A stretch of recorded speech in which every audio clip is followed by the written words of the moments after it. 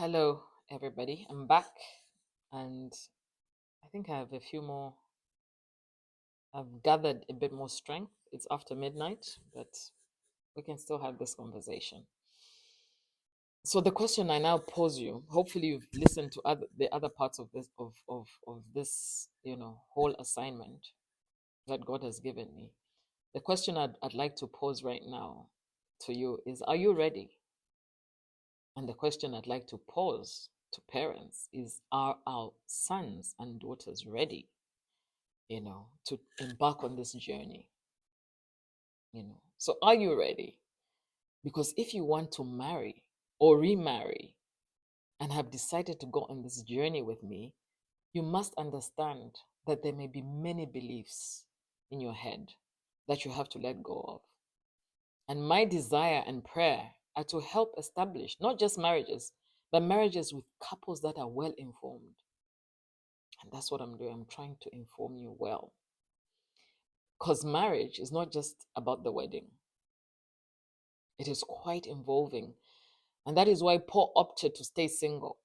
It is okay to be single. In 1 Corinthians 7:8, he says, But I say to the unmarried, that is Paul speaking. I, but I say to the unmarried and to the widows that as a practical matter, it is good if they remain single and entirely devoted to the Lord, as I am. That was Paul speaking. There's nothing wrong with being single, because being married is quite a task. It is not for the faint-hearted. That's why people easily run away from it, because it's not easy. Paul said, I'd rather that they don't marry, just as I am. So are you ready? So before I give a synopsis of the role of the woman as helpmeet, I want you to understand that I'm going to be presenting a strong woman, a so-called strong woman. Okay. Strong because they have been prepared for you by God and presented to you as a helpmeet. They are strong because they've been prepared. They have the knowledge, they have the wisdom. Okay. So these are women who are to do kingdom business in a kingdom marriage with. These are people who are you are to do kingdom business in a kingdom marriage with. And kingdom marriage is defined as a covenantal union between a man and a woman who commit themselves to function in unison under divine authority in order to replicate God's image and to expand his rule in the world through both their individual and joint callings. We have joint callings in this kingdom marriage, and we have individual callings. Okay? Many married people have a lot of unspoken grievances that they move with. And because these grievances pile up, that is what eventually breaks a marriage. And most of the grievances are caused by misunderstanding. And that's why we're trying to speak and be honest about some of these things. Someone once said, if you avoid conflict to keep the peace, you start a conflict inside yourself. If you avoid conflict to keep the peace, you start a conflict inside yourself. What eventually ends marriages are a bitter piled up words that are spoken all at once. So you just burst out one day and you say all the things that have been piling up in your head when the frustration is full. The other reaction people have is to have extramarital relationships, because the unspoken words steal their peace, and naturally human nature will endeavor to seek for it elsewhere. You try and look for it elsewhere, looking for the peace elsewhere. Some people may desire to have a mature dialogue, but no matter how polite one may plan to be, it usually results in conflict. So the best option for many has been to keep quiet, because there's no dialogue, you know. But that's because couples do not understand their roles, especially when it comes to power dynamics. That's what I'm trying to now talk about in this session. Power dynamics, you know. Both men and women struggle with what it means to be submissive. Every couple need to have a lengthy discussion about how they are going to love each other. You're going to have to discuss this. how you are going to submit to each other, and how you are going to honor each other before you get married. Very important conversation. We are busy having conversations about what dress to wear, what shoes to wear on the wedding, where to go for a honeymoon, but we're not talking about how we're going to love each other. We're not talking about how we're going to submit to each other. We're not talking about how we're going to honor each other. And I hope that as we have this conversation, it can help kickstart that conversation. And I encourage you to have this conversation. Very, very important. There have been a lot of struggles in the marriages of our young people and elderly people, because there are people like me. I'm in my 40, almost 50, and I had struggles, because of the changing dynamics and failure to keep up with God's agenda on the earth. I will try and give a brief explanation, particularly on what God is doing in our daughters' lives in this particular session. Whereas women in the past were not allowed to be in boardrooms, today parents are raising their daughters to not only be in the boardrooms, but to head them. Women, ladies, our daughters are heading corporations. They're heading boardrooms. They're leading countries. So how do we reconcile this dynamic so that we can still have a win-win situation? That as we are upgrading our daughters, we are not leaving our sons behind. Okay? That as we are empowering our daughters, we are also teaching them that there still remains a place of submission. This is not a feminist conversation. This is God establishing women the way that He intended for them to be established from the beginning. Let's go back to Genesis. Let's go to Genesis chapter 2, verse 18. And it says, "Now the Lord God said, it is not good, sufficient, satisfactory that a man should be alone. I will make him a helpmeet, suitable, adapted, complementary for him." The phrase translated as helpmeet comes from two Hebrew words, Ezer and Kenegdo. Ezer and Kenegdo. Ezer means help, but in a distinct way. In English, a helper is sometimes thought of as someone in a low position. In English, a helper, if we translate it directly from English, a helper is sometimes thought of as someone in a low position, and that's why women have been thought of in a certain way. But the real meaning of the word in Hebrew, Ezer, described it as a strength. It suggests that the individual has power to rescue others. So putting these two terms together, we see that Ezer Kenegdo suggests that God created Eve in counterpart to Adam with the power to rescue and serve.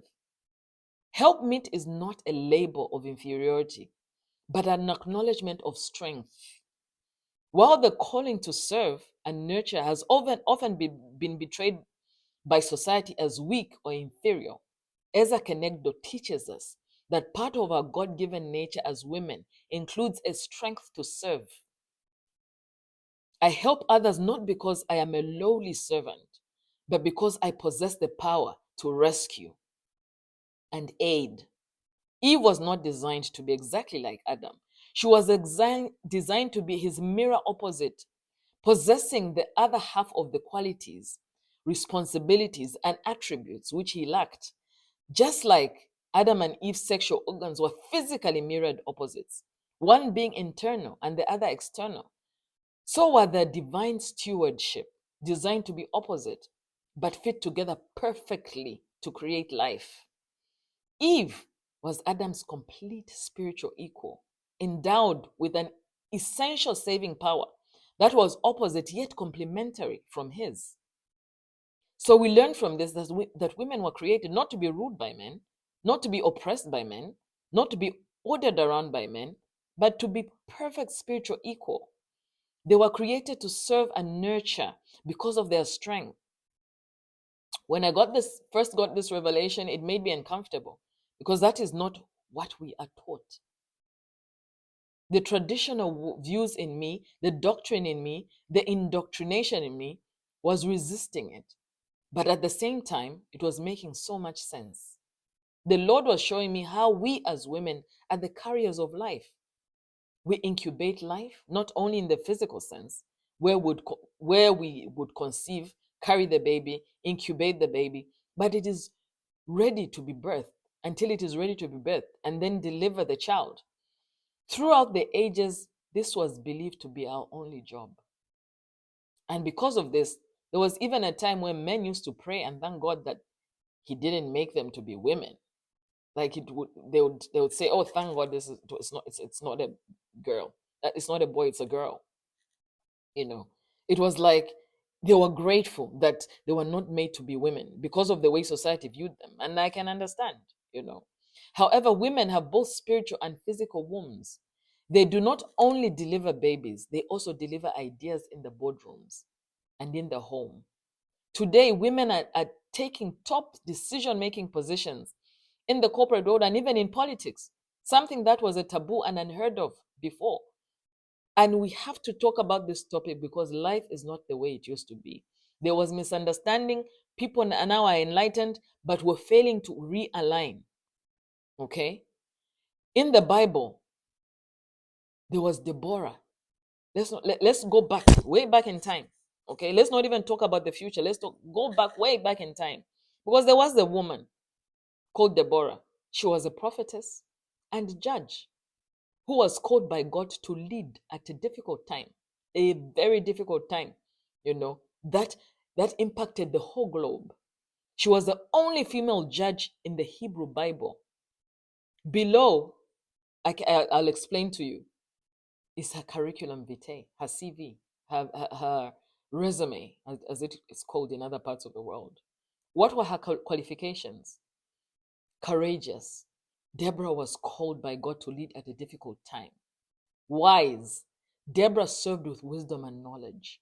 Trusted. Deborah was a trusted leader. Direct. Deborah was a direct leader. Confident. Deborah was a confident leader. Humble. Deborah was a humble leader. What were her roles? She was a wife. She was a mother. She was a poet. She was a prophetess. She was a judge. And she was a military leader who was charismatic. Okay? And in the Bible, it talks about how Israel took the land of Canaan because of this woman. Okay? What was her significance? Deborah was an uncommon leader because she was a woman. God can use whoever He pleases, regardless of gender. Scripture has plenty of room for female leaders in the public sphere. A lot of change has happened. And not everything has been positive in terms of acceptance of that change. That's why the Lord is saying today that He is doing a new thing. He wants to reestablish women in His way, not in the way that the feminist may come, not in the way that someone else with their ideas may come, but in His perfect way. We are carriers of life, we incubate. A man can have an idea, but we can incubate that idea and make it grow into something that can be birthed, something that can live, something that can grow, something that can be nurtured and raised up to perfection. That is how we were created. Okay? Without us, life cannot continue on. Without us, the human race cannot continue. There is a nurturing side of God that He wants to reveal through the woman, especially when people are hurting. There's always a warrior side of a woman that, when it is aroused, it can truly do a lot of change, a lot of damage to the kingdom of darkness. So I ask you, women, do you understand this? Do you understand this? Do you understand that you are more than what society made you out to be? And I encourage you to take this to the Lord and ask Him to let Him be the one who steers you in the right direction. Don't let the world's feminist views be the ones to steer you in the direction that they want you to go. Ask the Lord how He wants you to take your place as a woman in this time, how He is going to allow you to be everything that He created you to be. And please, please hear me, and hear me clearly. This word is not about putting women against men. It is not about division. It is about the Lord establishing women the way that He wants them to be. It is the role that He wants them to play. Without the man's role, there is no life. Without the woman's role, there is no life. We need each other. But women have been so oppressed that the Lord has had to take His time with some of us.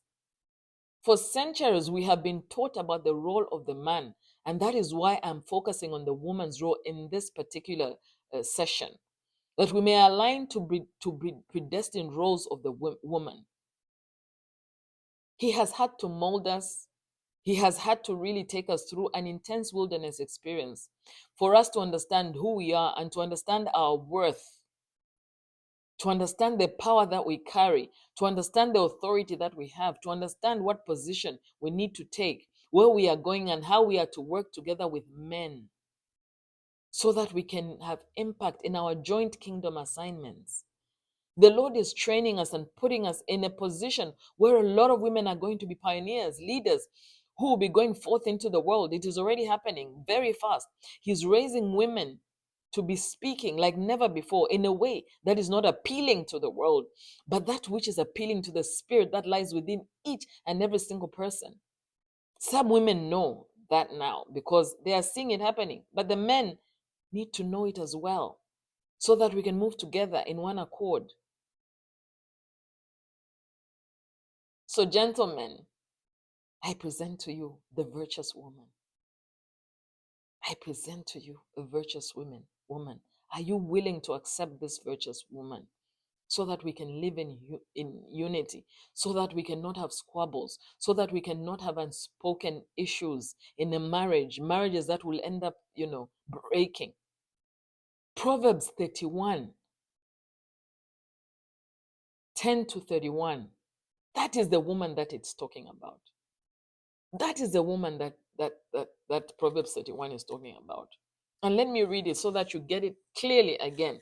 The woman that I have been describing is what Proverbs 31 has been talking about. And it says, a capable, intelligent, and virtuous woman, who is he who can find her? Who is he who can find her? Can you find her? She is far more precious than jewels, and her value is far above rubies or pearls. The heart of her husband trusts in her confidently and relies on and believes in her in her securely, so that he has no lack of gain or need of spoil. She comforts, encourages, and does him only good as long as there is life within her. She seeks out wool and flax and works with willing hands. She's like the merchant ships loaded with foodstuffs.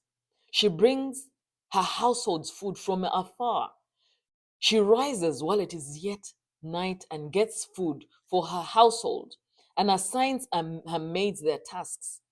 She considers a new field before she buys or accepts it, expanding prudently and not courting neglect of her present duties, but assuming other duties. With her savings of time and strength, she plants fruitful vines in her vineyards.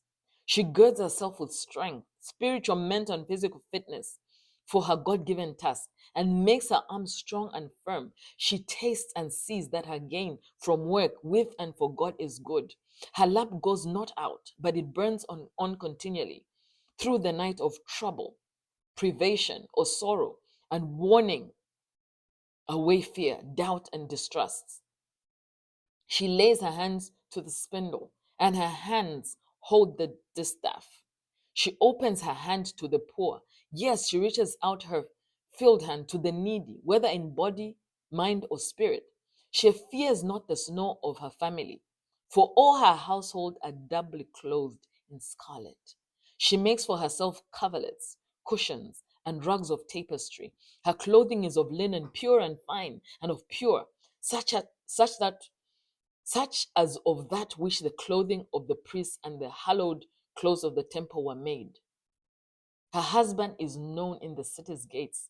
When he sits among the elders of the land, she makes fine linen garments and leads others to buy them. She delivers to the merchants girdles Strength and dignity are her clothing, and her position is strong and secure. She rejoices over the future, the latter day or time to come, knowing that she and her family are in readiness for it. She opens her mouth in skillful and godly wisdom, and on her tongue is the law of kindness, giving counsel and instruction. She looks well to how things go in her household, and the bread of idleness, which is gossip, discontent, and self pity, she will not eat. Her children rise up and call her blessed, happy, fortunate, and to be envied. And her husband boasts of and praises her, saying, many daughters have done virtuously, nobly, and well, with the strength of character that is steadfast in goodness. But you excel them all. Charm and grace are deceptive, and beauty is vain because it is not lasting. But a woman who reverently and worshipfully fears the Lord, she shall be praised. Give her of the fruit of her hands, and let her own works praise her in the gates of the city. I present to you a virtuous woman. This is who she's meant to be. Okay. Proverbs 19, chapter 14 says, woe unto you if you fail to understand a virtuous woman's role in the life. No, sorry. Proverbs 18:22 says, he who finds a true wife finds a good thing and obtains favor with the Lord. Okay? So woe unto you if you fail to understand a virtuous woman's role in your life by seeing her as competition. Woe unto you if you try to silence her. She has been given to you, prepared for you to be your helper. Blessed and favored is the one who finds her. The Lord is doing a new thing, whether you like it or not. Are you ready? I don't even know what it's going to look like, but I know it's going to be like nothing we have ever seen before. I see marriages that will be built on strong foundations because they have been built on the rock. The Lord is saying, rise up, take your place. Don't be held back by culture or tradition. Let Him lead you and guide you. Don't just go off on your own tangent, but let Him be your leader and your guide. Stay close to Him. Listen to what He is saying to you. And don't be held back by arguments, by debates, by controversies. Just do what the Lord is calling you to do because she is here. The virtuous woman is here. Okay. Songs of Solomon, chapter 6, verse 8 to 10 says, 60 queens there may be, and 80 concubines and virgins beyond number. But my dove, my perfect one, is unique, the only daughter of her mother, the favorite of the one who bore her. The young women saw her and called her blessed. The queens and concubines praise her. Who is this that appears like the dawn? Fair as the moon, bright as the sun, majestic as the stars in the procession. Who is this? Who is this? Who is this woman who's been prepared for you? The world is going to ask about you. Who is this that appears to be so bright, so beautiful, with so much grace, so much love, so much life, so much joy, so much peace, so much faith? They will marvel as you rise and take your place as the Lord is calling you to do. So, having said everything that I've said, I want you to see if you can answer the following questions. And I'll start with the women. Woman, with all the empowerment that God has given you, are you able to understand that it is for the purpose of being a helpmate to your husband? With all the empowerment that God is giving you, are you able to submit to your husband, who is the head of your household? With all the empowerment that God is giving you, are you able to acknowledge and allow your husband to lead both privately and publicly? Because this is not about role switching. The roles still remain the same. The man is the head of the family. Are you able? Are you able to submit to him? Are you able to be the helpmate that you are? Are you able to allow him privately and publicly to lead the household? Answer this question. And men, I ask you, are you strong enough to acknowledge the strength and empowerment God has put in your helpmate? Are you capable of listening to your helpmate's contributions and to trust her to run and implement your counsel? Are you confident enough to understand your leadership role in the relationship, even if your helpmate is strong and prepared by the Lord? Are you able, are you capable of assuming the relationship and responsibility of building your helpmate up, even if she appears to be a strong character? Are you able to build her up? Are you able to encourage her and make her better than what you found her to be? Are you capable of understanding that your strength does not lie in pulling your helpmate down and destroying the very qualities God intended to use for your promotion? Okay. So ask yourself those questions. And I'll leave you with those questions as I end this. I'll be back. I think I'm tired and I'll take a break. Thank you. And I love you, love you, love you. I'll see you in the next.